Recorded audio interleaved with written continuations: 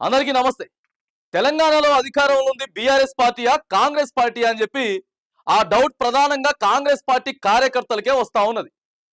10 ఏళ్ల అధికారంలో లేవు, పార్టీని భుజాల మీద మోసుకున్నాం, ఇయాల అధికారంలోకి తీసుకొస్తే పరిస్థితి ఏంది? అప్పుడన్నా కొద్ది గొప్ప ప్రతిపక్షంలో మంచుకున్నాం కానీ ఇయాల అధికారం ఉన్నా కూడా ప్రశాంతత లేదు. అసలు అధికారంలో మనమే ఉన్నావా లేకపోతే బీఆర్ఎస్ పార్టీ ఉందా అనేటటువంటి అనుమానాలు అనేక మంది కాంగ్రెస్ పార్టీ కార్యకర్తలు సోషల్ మీడియా వేదికగా ప్రశ్నిస్తా ఉన్నారు, అడుగుతా ఉన్నారు.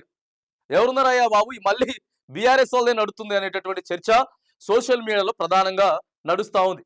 For example Khairatabad MLA Danam Nagender BRS పార్టీలో గెలిచి ఇలా కాంగ్రెస్ పార్టీలోకి వచ్చిండు. బీఆర్ఎస్ పార్టీలో కేసీఆర్ కేటీఆర్ చక్కగా లేరు, అంత ఆగమాగం ఉన్నది అని పరిస్థితి అని చెప్పి వీళ్ళకు వచ్చిండు. కాంగ్రెస్ పార్టీలోకి వచ్చిన తర్వాత ఏమైపోయింది? పార్టీ కోసం కష్టపడ్డ నాయకులు అంతా కూడా ఇవాళ ఏడా ఉన్నారు. అదే బీఆర్ఎస్ పార్టీకి సంబంధించినటువంటి దానం నాగేందర్ కానీ ఆయన అనుచరులు కానీ ఆయన వర్గం అంతా కూడా ఇవాళ రెడ్ కార్పెట్ వేసుకొని గ్రీన్ కార్పెట్ ఆరాంసే ఉన్నారు. ఇక అన్ని కార్పెట్లు వాళ్ళే పరుచుకున్నారు. ఇక కష్టపడ్డటువంటి కార్యకర్తలకి ఏ కార్పెట్ లేదు, ఉత్తగా అక్కడెక్కడో కూర్చున్నారు. కూర్చొనేదే కాకుండా ఇలా వాళ్ళకే పనులు అవుతా ఉన్నాయి, వాళ్ళదే నడుస్తున్నది, బీఆర్ఎస్ వాళ్ళదే నడుస్తున్నది. ఇదే కథ ఉంటే హైడ్రాన్ తీసుకొచ్చి తప్పు చేసింది అధికార పార్టీ అని చెప్పేసి ఇంత బాంబు వేల్చిండు సారు.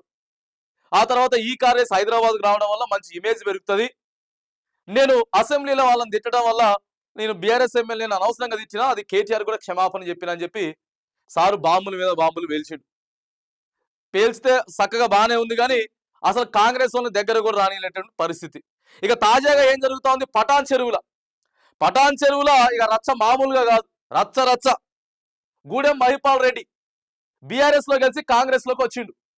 నిన్న కాంగ్రెస్ పార్టీ వాళ్ళు అందరూ కూడా పోయి ఆయన క్యాంప్ ఆఫీస్ మీద దాడి చేసిర్రు. సరే కాంగ్రెస్ వాళ్ళు పోయినరు, ఆగ్రహం ఉంది, అది ఏమని అనుకోవచ్చు. డైరెక్ట్ గూడెం మహిపాల్ రెడ్డి ఏం మాట్లాడిండు? ఏందయ్యా బాబు, నువ్వు ఇంకా కేసీఆర్ ఫోటోనే పెట్టుకున్నావు, ఇంకా పింక్ కలర్ కుర్చీలు వేసుకున్నావు ఏందని చెప్తే, అవును నా ఇష్టం, నేను పెట్టుకుంటా, నా ఇష్టం అంటున్నాడు. కేసీఆర్ ఫోటో మరి రేవంత్ రెడ్డి ఫోటో ఎందుకు లేదంటే అది నా ఇష్టం, కేసీఆర్ ఫోటో పెట్టుకుంటే తప్పేంది అంటున్నాడు. సార్ ఏమో దావోస్ పర్యటన నుంచి వెళ్ళి ఇక ఇప్పుడే వచ్చిండు సార్, ఇవాళ ఇప్పుడు కొద్దిసేపట్లో వస్తాడు, ఆల్రెడీ ఇంకా ఇంటికి చేరుకోలేదు. మరి ఈ వీడియోలు ఇవన్నీ చూస్తాడా దానం నాగేంద్ర మాట్లాడేది, మొన్న పోయి ముఖ్యమంత్రి రావాల్సిందే, నా పర్మిషన్ లేకుండా ఎట్లొచ్చి హైడ్రా కూర్చున్నారా అని చెప్పేసి గాఢ మాట్లాడింది సారు. ఇక పటాన్ చెరువులో జరుగుతున్నటువంటి పంచాయతీ మామూలుగా కాదు. నా ఇల్లు నా ఇష్టం, నేనేమైనా పెట్టుకుంటా అని చెప్పేసి ఆడ గూడెం మహిపాల్ రెడ్డి గారు చెప్తా ఉన్నాడు. సారిగా దావోస్ పర్యటన నుంచి వచ్చిన తర్వాత ముఖ్యమంత్రి గారు మరి ఇవన్నీ చూస్తే ఎట్లా రియాక్ట్ అవుతారో అర్థం కానటువంటి పరిస్థితి. కాంగ్రెస్ వాళ్ళు మొత్తుకుంటారు, ఇలా ఒకటా రెండా 10 నియోజకవర్గాలలో ఇదే సమస్య ఉన్నది. ఎవరెవరినైతే ఇంటికి పోయి టవల్ వేసిరు కదా, ఇంటికి పోయి టవల్ వేసుకొని ఇక మీరు రావాలి అని చెప్పి ఆడ పోచారం శ్రీనివాసరెడ్డిని, ఈడ తెల్లం వెంకట్రావుని, ఆడ కడియం శ్రీహరిని, ఈడ బండ్ల కృష్ణమోహన్ రెడ్డిని, ఈడ కాళే యాదయ్యని, దానం నాగేందర్ని, ఆడున్నటువంటి గూడెం మహిపాల్ రెడ్డిని, ఇక వీళ్ళందరినీ తీసుకొచ్చుకుంటే పరిస్థితి దారుణంగా ఉన్నది నియోజకవర్గాలలో. మన గాంధీ వాళ్ళు పొట్టు కొట్టుకున్నారు కొత్తగూడెం వాళ్ళు. అడుగుతా ఉన్నారు, కాంగ్రెస్ పార్టీ కార్యకర్తలే అడుగుతా ఉన్నారు, ఇవాళ ఏ పార్టీ అధికారంలో ఉన్నా సార్ మాకేం అర్థం కావట్లేదు, అధికారం ఉన్నా కూడా ఇంకా బీఆర్ఎస్ వాళ్ళదే నడుస్తా ఉన్నది, మమ్మల్ని దగ్గరకు కూడా రానియట్లేదు. అసలు గూడెం మహిపాల్ రెడ్డి దగ్గరకు రానివ్వకపోగా వాళ్ళ మీదనే కేసులు, వాళ్ళనే ఇబ్బంది పెట్టడం, ఇగో ఈ కథ అంతున్నది. ఆయాల ఇబ్బంది పెట్టారు బీఆర్ఎస్ లో ఉన్నప్పుడు ప్రతిపక్షంలో కాంగ్రెస్ వాళ్ళని. ఇవాళ కాంగ్రెస్ పార్టీ అధికారంలోకి వచ్చినా కూడా మళ్ళా గదే కాంగ్రెస్ వాళ్ళని ఇబ్బంది పెట్టేటటువంటి ప్రయత్నాలు చేస్తా ఉందని చెప్పి కాంగ్రెస్ పార్టీ కార్యకర్తలకే పెద్ద క్వశ్చన్ మార్క్ గా మిగిలిపోయింది. ఇవాళ మరి ఇదంతా చేసింది ఎవరు? ఇదంతా ఎవరు చేసిండ్రండి? ముఖ్యమంత్రి గారే కదా పోయి టవల్ కప్పుకొని రాండి అని చెప్పి ఆహ్వానిస్తే, ఇవాళ వచ్చిన తర్వాత వీళ్ళు ఏం చేస్తున్నారు, అవసరమైతే అటు బీక్తూ ఉంటారు. మళ్ళీ అవసరమైతే మరి కాదా? ఇప్పుడు ఏం మాట్లాడుతున్నారు? ముఖ్యమంత్రి రేవంత్ రెడ్డి గారి ఫోటో పెట్టుకుంటే ఏం తప్పు ఉన్నది, కేసీఆర్ గారి ఫోటో పెట్టుకుంటే తప్పేంటిది అని చెప్పేసి అని అంటారు. ఎవరిది అసలు? అది ఆయన ఇల్లేనా? గూడెం మహిపాల్ రెడ్డి గారు ఇల్లేనా? అది క్యాంప్ ఆఫీస్ అంటే ప్రజల సొమ్ముతో కట్టినటువంటి ఆఫీస్ అది. ఇవాళ ఎమ్మెల్యే గిరి పోయిందంటే పక్కా ఖాళీ చేసి బయటకు వెళ్ళిపోవాల్సిందే.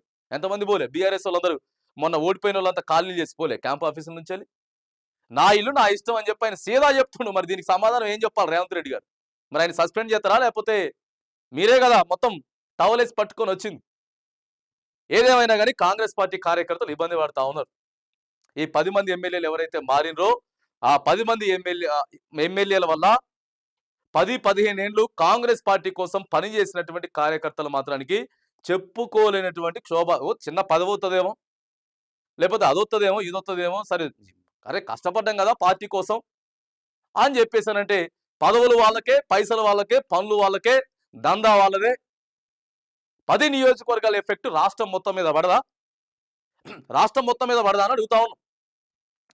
ఏదేమైనా కానీ ఈరోజు కాంగ్రెస్ పార్టీ కార్యకర్తలు మాత్రానికి సోషల్ మీడియా వ్యాప్తంగా పోస్టులు పెడతా ఉన్నారు. అధికారంలో ఉంది మరి మేమా లేకపోతే బీఆర్ఎస్ వల్ల అర్థం కానటువంటి పరిస్థితి ఉందని చెప్పి. మరి ఇది ఎవరు తెలుసుకోవాలిగా? అధికారంలో ఉన్నది ఎవరు అనేది కాంగ్రెస్ పార్టీ అధిష్టానం ప్రధానంగా వాళ్ళనందరినీ టవల్ గప్పి తీసుకొచ్చినటువంటి ముఖ్యమంత్రి రేవంత్ రెడ్డి గారే. మరి దీనికి ఏదో ఒక సొల్యూషన్ చూపియాలి.